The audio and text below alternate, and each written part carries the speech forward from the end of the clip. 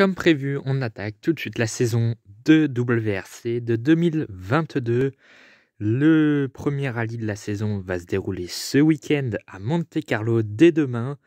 Donc on va faire un petit résumé des forces en présence de cette saison, écurie, pilote, les attentes sur la saison, sur les pilotes, sur les écuries et également toute fin vidéo.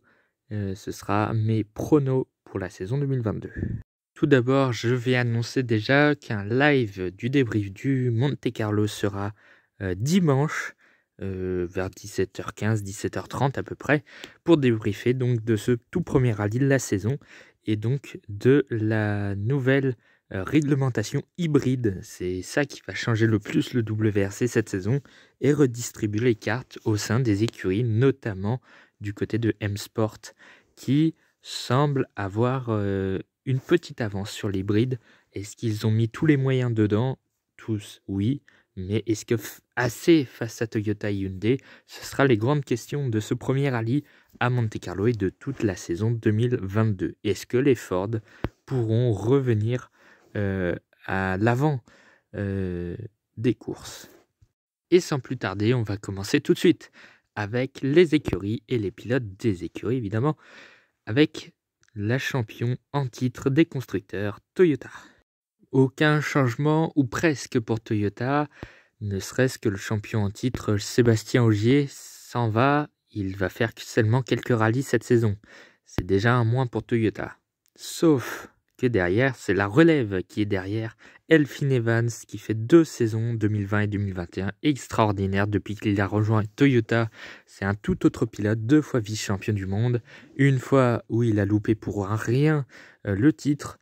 Et la deuxième fois, un peu moins bon, mais tout de même régulier. Donc deuxième du championnat en 2021. Donc grosse performance depuis 2 ans d'Elfyn Evans. C'en est un de mes favoris pour le titre. Et même dans mes pronostics, vous verrez à quelle place je le mets dans mes pronos pour le championnat.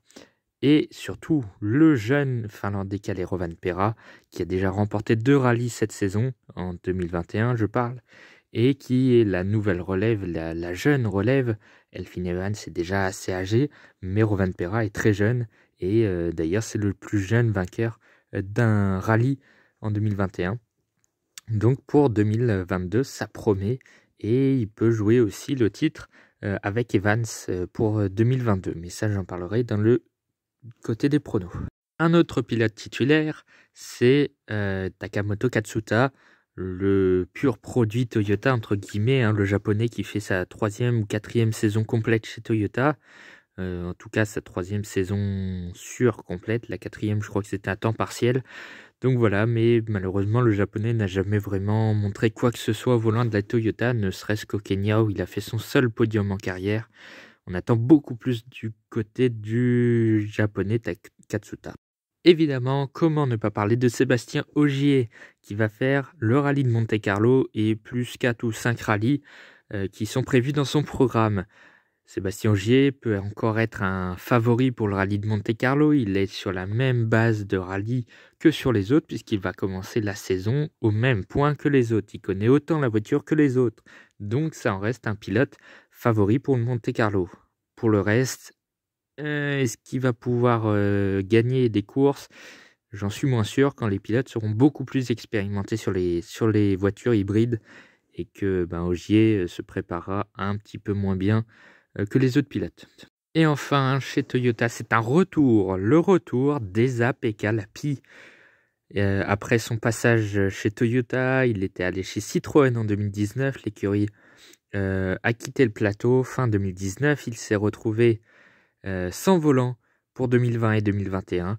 Et donc, il revient au volant d'une WRC avec Toyota après une saison de WRC2 plutôt convaincante. Et il a fait un rallye, je crois, sur le dernier rallye de la saison 2021 sur la Toyota WRC. Et il s'est montré très performant, 4e du rallye. Donc voilà, Toyota l'a embauché, l'a réembauché. Et donc, moi, je pense que Lappi peut faire de grandes choses. Je crois qu'il est en temps partiel pour le moment. On passe tout de suite à Hyundai. Hyundai, le management est complètement... c'est une catastrophe chez Hyundai. Le directeur André Adamo a quitté la firme. Le management laisse à désirer, je crois qu'il n'y a toujours pas de remplaçant. La voiture, ils s'y sont pris très tard, ils ont accordé ils ont fait un accord pour être dans le championnat hybride très tard. Ils se sont mis au développement de la voiture très certainement très tard. Donc bref, la voiture ne sera, je pense, pas au point pour aller jouer la gagne. Elle se battra plutôt avec Ford, qui elle devrait remonter un petit peu leur niveau, mais pas jusqu'à jouer le titre non plus. Donc voilà, Hyundai, ça va être une saison compliquée, je pense, pour les Coréens. On passe au pilote maintenant avec toujours le même duo, le Belge Thierry Neuville et l'Estonien Odd Tanak, champion du monde en 2019. Thierry Neuville a l'air d'avoir pris la grosse tête en ce moment en disant qu'Ogier avait été champion du monde en tant que chanceux, entre guillemets. Voilà, ça prouve la mentalité du Belge. Bon ben voilà quoi. Espérons que ça se passe bien avec la voiture. Le copilote est plutôt bon, mais voilà, le pilote a pris un peu la grosse tête, je trouve, et la saison 2022 peut en pâtir. Du côté de Odd Tanak, depuis son arrivée chez Hyundai en 2020, après son titre de champion du monde, eh bien, on n'a plus du tout le même Estonien qui peine à gagner, qui peine à faire des résultats et qui est tout simplement perdu dans le championnat depuis 2020. Donc on espère que l'Estonien sera un peu meilleur en 2022, voire même beaucoup meilleur qu'en 2021 en tout cas. Dans la troisième voiture, ce sera deux pilotes qui vont se succéder. Ce ne sera plus Brin et Sordo, mais il restera l'Espagnol Dani Sordo, qui serait peut-être dans sa dernière saison en WRC. Il serait temps quand même, parce que ça fait très longtemps. Mais bon, voir entre guillemets, des vieux pilotes, ça fait quand même du bien. Dani Sordo, donc, qui va pas toujours être en temps partiel et qui va partager cette voiture non plus avec Craig Breen, qui est parti chez M-Sport, mais avec le jeune Suédois et fils d'un champion du monde, Oliver Solberg, le Suédois, fils de Peter Solberg, champion 2003. Et donc, il va faire ses débuts en WRC dans la vraie voiture, puisqu'il était dans une voiture, entre guillemets, baptisée, enfin, c'était pas la vraie Hyundai. Et bien là, il sera dans la vraie Hyundai en tant que pilote partiel. Donc ça va faire du bien pour Solberg. Et puis c'est un pilote assez prometteur. Il a fait de gros résultats l'an dernier sur la Hyundai. Et pour 2022, pourquoi pas quelques podiums, voire même, pourquoi pas une victoire. Pourquoi pas une victoire pour Solberg. Il en est capable. Il est un très bon pilote. Et quand Sordo ne sera plus là, je pense qu'il passera en tant que titulaire chez Hyundai s'il fait des gros résultats. Donc l'avenir est prometteur du côté d'Oliver Solberg. Et on passe à la troisième force du plateau chez les trois voitures, c'est M-Sport. Mais l'écurie Ford s'est concentrée exclusivement sur la saison 2022 avec l'arrivée de l'hybride, un pas décisif pour M-Sport et pour en fait tout simplement refaire des résultats. Ils étaient un peu perdus ces dernières années depuis qu'Ogier était parti. Il faisait plus vraiment de résultats, plus du tout même de résultats. Il faisait un podium tous les 500 ans. Et donc pour 2022, c'est clairement essayer de tourner la page de ces saisons cauchemardesques depuis 2019. Donc pour 2022, ça peut sentir très bien. Ils peuvent peut-être éventuellement batailler avec Hyundai, qui je pense, n'a pas la meilleure voiture. Et loin de là, Hyundai peut même passer éventuellement troisième force. Hein. C'est possible. Même si je pense pas que la voiture est si catastrophique que ça, je pense que Hyundai a quand même mis les moyens. M-Sport, c'est un peu plus compliqué, ils ont moins de moyens, c'est une écurie privée, aidée tout de même par Ford. Mais donc voilà, on verra donc pour 2022 ce que ça donne. Mais pourquoi pas éventuellement quelques podiums et notamment Loeb. Pourquoi pas faire un miracle à Monte Carlo avec éventuellement un podium. Mais derrière, les pilotes derrière aussi sont des grands talents. Ce sont des bons pilotes et qui peuvent faire quelques podiums cette saison. Côté pilote, justement, Craig Breen, l'Irlandais, qui était à temps partiel chez Hyundai, devient pilote titulaire chez M-Sport. Et ça, c'est une bonne chose pour l'Irlandais qui faisait des bons résultats l'an dernier, même il y a 2 ans, sur les seuls rallyes qu'il faisait, les quelques rallyes qu'il faisait. Donc voilà, c'est le leader de M-Sport cette année. Et je pense que ça peut être un bon leader pour une petite équipe comme M-Sport. Donc voilà, peut-être des bons résultats pour Breen, quelques podiums, pourquoi pas. Et éventuellement, s'il y a beaucoup de cases devant, notamment les Toyota, pourquoi pas aller gagner une course pour Craig Breen.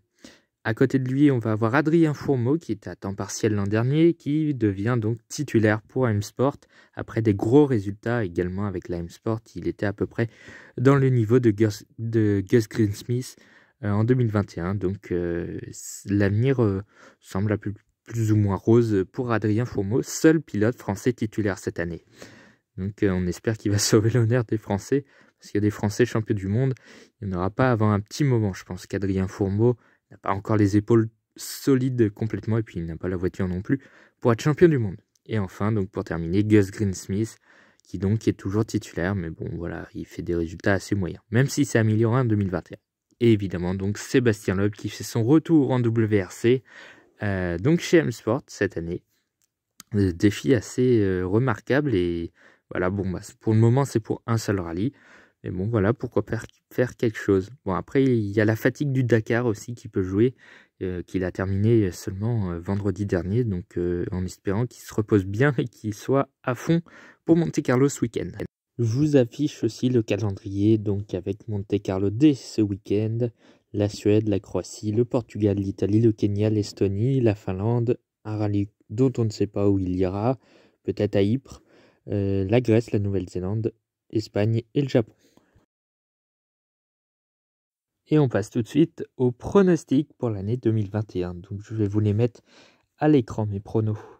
On est parti avec le premier pronostic, et comme vous le voyez, Loeb dans le top 5 au moins une fois dans la saison. Bon, vu qu'il a un seul rallye pour le moment, on va dire que ce sera Monte-Carlo qui fera un top 5. Je pense que c'est possible, largement, pour Seb Loeb. Mon deuxième prono, c'est de voir Sébastien Ogier sur le podium au moins 2 fois dans la saison. Donc je pense déjà à Monte-Carlo, je pense qu'il peut monter sur le podium, il sera à peu près à armes égales avec les autres pilotes. Et peut-être avec son talent, faire avec un peu moins d'expérience, faire un podium. Pourquoi pas? C'est envisageable. Mon troisième pronostic, c'est de voir Craig Breen et Esa-Pekka Lappi sur 2 podiums chacun. Donc 2 podiums pour Breen, 2 pour Lappi. Je pense qu'ils en sont largement capables eux aussi. Surtout Craig Breen, s'il a la voiture, normalement, il peut faire largement 2 podiums. Pour Esa-Pekka Lappi, son talent peut parler aussi. Il a un bon talent, un bon coup de volant, en tout cas en WRC. Donc voilà, ça ne m'étonnerait pas de le voir au moins 2 fois sur le podium, Esa-Pekka Lappi. Du côté d'Adrien Fourmeau, le seul Français engagé donc en tant que titulaire dans ce championnat, je pense qu'il peut faire 2 podiums au moins dans la saison si la voiture le lui permet. Bon, après, il faudra voir un petit peu, mais bon, après, pourquoi pas. Donc, je mets ce prono et puis on verra en fin d'année si j'avais raison ou pas. Mon 5e prono, c'est Oliver Solberg et Takamoto Katsuta sur le podium au moins une fois dans la saison. Ça devrait arriver, je pense. C'est un jeune pilote avec un pilote avec une... qui est pas très... Je vais pas dire très doué, mais... Voilà, bon, il a jamais fait de gros résultats, je parle de Katsuta. Solberg, il est capable de claquer un podium. Donc voilà, un podium pour les deux. Je pense que c'est réalisable. Autant pour Solberg que pour Katsuta. Le 6e pronostic, c'est chez les constructeurs avec, pour moi, au moins 50% de victoires de Toyota sur tous les rallyes. Donc en gros, au moins 7 victoires sur les 13. Mais vu que le nombre de rallyes peut encore changer vu la période de Covid, je ne sais pas encore trop, donc je dis 50% de victoire. Donc on divisera les rallyes par 2 et puis on verra bien en fin d'année si Toyota aura bien 50% de victoire. Mais pour moi, ce sera largement atteint. Je pensais même peut-être à augmenter à 60-70%. Mais bon, on va pas être gourmand, on va mettre 50%. Du côté du championnat des constructeurs, donc voici mon classement. Bon, vu qu'il y a 3 constructeurs, il y a de grosses chances que j'ai raison, ou pas d'ailleurs, on sait jamais. Hein. Donc Toyota, je les vois largement champions du monde, tandis que Hyundai et M-Sport, eux, se battront un peu plus bas, tous les deux pour la 2e place. Mais je pense que Hyundai devrait quand même être devant M-Sport, au moins pour 2022. Et pour terminer, donc, le classement des pilotes. Je vous l'affiche ici, c'est mon pronostic.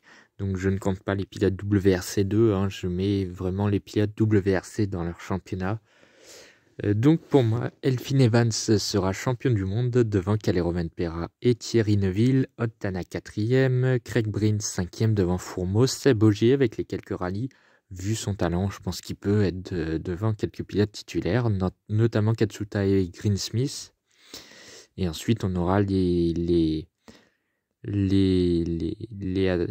pilotes à temps partiel comme Lapie, Solberg, Sordo et puis Loeb qui pour le moment n'a qu'un seul rallye à son actif, donc forcément il sera forcément dernier si ça reste comme ça. Je l'espère pas, j'espère que Loeb sera sur un peu plus de rallye que seulement Monte-Carlo. Voilà, la vidéo est terminée pour aujourd'hui. Prochaine vidéo, je ne sais pas encore ce que je ferai. Mais voilà, donc WRC qui débute dès demain. Et donc débrief du rallye dimanche soir vers 17h environ.